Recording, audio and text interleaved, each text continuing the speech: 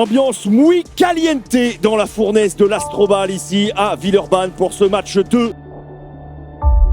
Les Monégasques ont fait, on va dire, le taf, le job lors du premier match face à cette équipe de l'Asvel, un petit peu KO debout à l'issue du premier match. Il va faire encore très chaud ce soir, on disait ambiance muy caliente. Où il fait très chaud, où il fait encore plus chaud que lors du match 1. Quand on a gagné un match de finale, un match 1 comme ça, il y a moins de pression sur les Monégasques là. Oui, effectivement, ils vont être plus sereins, mais est-ce que c'est pas négatif ça, d'être moins dans le dur, moins dans l'agressivité? Du côté de l'Asvel, on est préparé maintenant. C'est parti, do or die, must win absolu pour l'Asvel, double championne en titre. On va devoir batailler très fort pour remporter ce match 2. Ça va être brûlant, Fred, à l'opposé pour essayer de mettre du rythme, de chaîner cette défense monégasque qui avait été si imperméable. Oh, la défense de Falfay. De Falfay.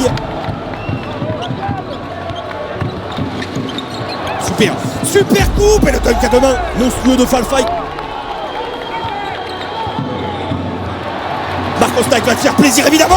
Le dunk de main, ouais, Okobo il a jumpé avec lui. L'Asvel est dans son game 2 et ça c'est l'info importante de ce début de match. Ça n'est pas du tout la même Asvel que lors du match 1. Regardez le rythme d'Okobo. Et oh aïe. Ce N1 avec effet sur le plexi en déséquilibre complet.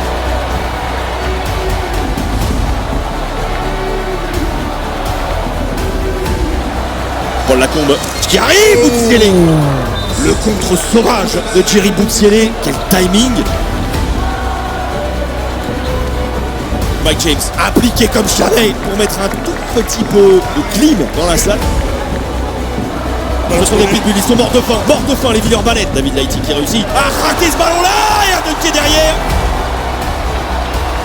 Dans les rangs monégasques. Oh là là, le double, s'il vous plaît, de William Howard qui vient slasher la défense monégasque, s'offrir un double pump de fou. C'est un point d'exclamation sur ces deux premiers cartons. L'écart est conséquent, 27 points d'écart à la mi-temps. Pour l'instant, ils font le taf, et plus que le taf même, les Villeurbanais. Oh oui, il y a quand même 27 points d'écart, ils n'ont marqué que 23 points. À un moment, c'est tout de suite où il vaut mieux peut-être se préparer pour le prochain match. Que c'est bien. Ouais, que c'est bien joué.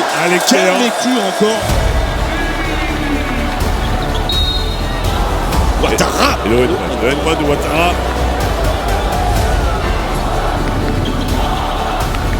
Il apporte son calme, sa science du basket. Paul Lacombe relâché comme jamais sur ce shoot-là. Ils sont in the zone, ils leur mettent une fessée. Oh, le contre de Costas en tête de coup de poste. On se bataille au sol, ballon rendu à Falfay qui va lui aussi se faire plaisir. Énorme paquet de les deux là, deux monstres.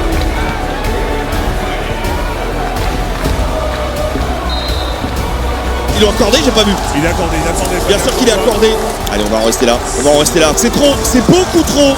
37 points d'écart à l'avantage de l'Asvel. Il y a une réaction qui était attendue, encore une fois. C'est qu'un match, il y a un partout à Monaco maintenant. Rien n'est joué dans cette série, même s'ils ont frappé un grand coup, quoi, les joueurs de l'Asvel. Cette finale est relancée en tout cas.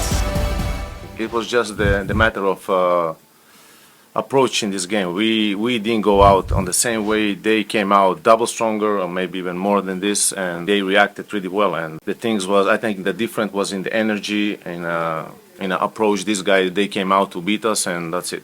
In the second half, also we started already to think how to save some players. You know, how to keep them on the bench, to manage a little bit the minutes, and that's normal. I mean, in this situation, was to expect, and was not.